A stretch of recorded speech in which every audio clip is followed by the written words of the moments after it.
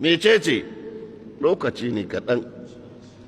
Duk sa'an da zuciyar ta buga ɗaya rayuwarka ta ragu, tana bugawa rana ɗaya sai ta kai bugu na ƙarshe, da ta buga shi kenan ta gama aiki, adadin da aka ɗauka mata ya cika. Shi kenan sai a ce mutum me duk duniyan nan inda za a kai ka wallahi ranar taimakawa za a yi ka mutu.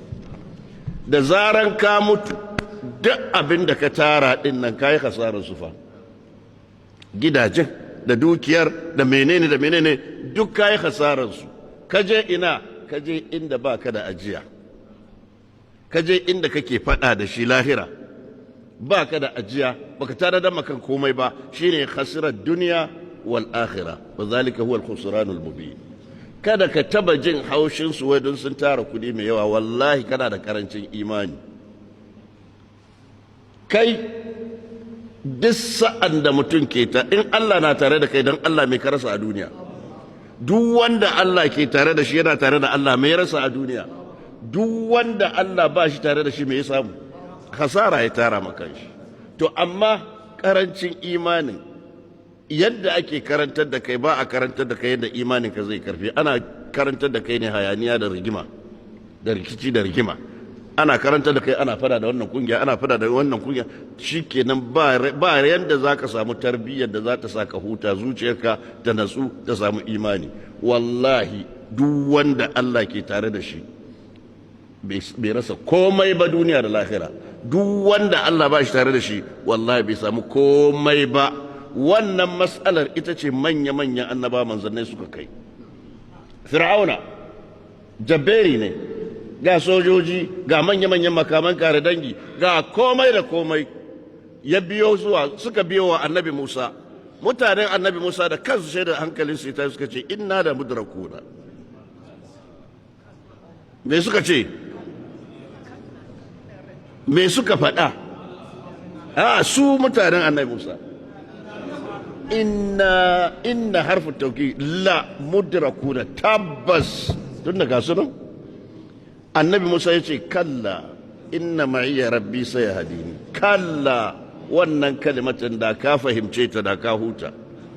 Kalla inna ma'iya rabbi sayahdini, Allah na tare da ni, ba yadda za a yi ya dauke ni sallama ma kafirai. Ba yadda kafirai ba su da abin da za ta yi. Wannan addini da ka rasa fa za su zo suna neman shi. Duniyar nan ta zauna shekara 1000 lafiya tana hannun musulmai. Tafiya ta tafiya aka zo karfi ya koma hannun turawa, hannun kafirai, hannun kaza da kaza. Duk da karfin da suke da shi, da makamai, da iko, da menene, har yanzu sun kasa cire wannan imanin a zuciyarka. Yanzu kai ne kake neman mafita tun da baka da abin da zaka ci. Shugabanninka sun kwashe kudi, sun barka da yunwa, sun barka da talauci, kake neman mafita, shi yasa ka rasa. Lokaci zai zo duniyar duka tana neman mafita. Tura kasan turai wallahi za ta zo tana neman menene mafita, ina mafita. A lokacin duk baki ɗaya bakaki na neman mafita, farare na neman mafita, turawa na neman mafita, masu kowa na neman mafita, ina mafita. Wallahi sai an nemi inda musulunci yake, sai an dawo kan wannan addini da kai kare na da shi. Nan ne za a samu mafita, don Allah bai kaddara tun daga ran da aka ci ya ayyuhal muddathir ya ayyuhal muzammil, duk inda ka je ba za ka samu mafita ba sai ka dawo al-muddathir al-muzammil.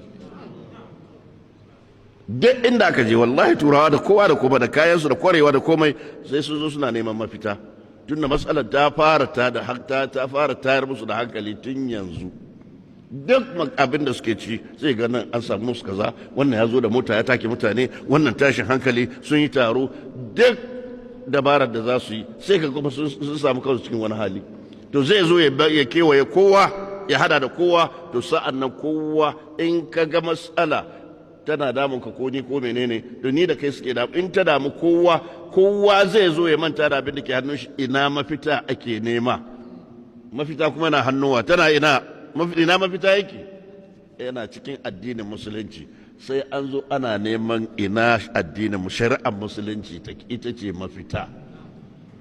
Shi yasa kaga duk abin da za a yi, a kashe wane ne, a nuna karfi a nuna menene da menene da menene baki daya shari'ar tana nan a cikin zukatan mutane ko da ba ku aiki da ita lokacin aiki da ita in yazo dauko ta za a yi aiki da ita dole ba wai dan musulmai na da karfi ne fa kowa zai zo ya nemi inda suke ba fa a'a saboda babu mafita sai hannunsu an fahimta yasa kada kare na da wannan addinin da kake da kai ko da ba ka da abin da zaka ci kada ka ga suna tara dukiyarku suna wadata kansu ka ce wallahi kafi su kwanciyar hankali ba sa iya kwanciyar hankali ka kalli kowa ka ce min ga wanda ke cikin kwanciyar hankali ga wanda ke cikin natsuwa wallahi tallahi babu ƙarya ce ka tara dukiyar al'umma kai kadai da kai sai iyayenka da matanka al'umma ta wahala sannan ce kana cikin kai ka san kai kanka ka san baka cikin kwanciyar hankali kana cikin tashin hankali kana cikin tashin hankali saboda kwanciyar hankali a cikin zuciya take